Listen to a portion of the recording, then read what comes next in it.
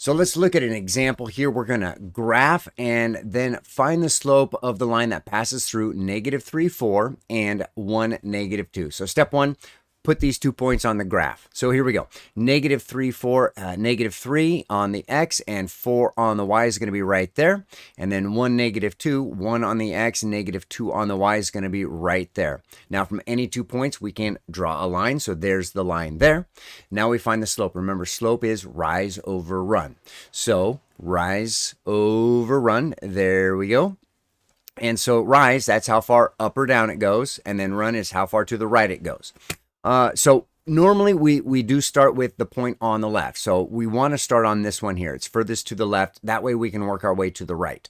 Okay, so we're going to count how many squares down and then how many squares to the right. So here we go. 1, 2, 3, 4, 5, 6 squares down. So that's a -6 for the rise. And then we're counting to the right. 1, 2, 3, 4. So we went down 6 and then right 4. And generally speaking with slope, we do reduce these fractions here.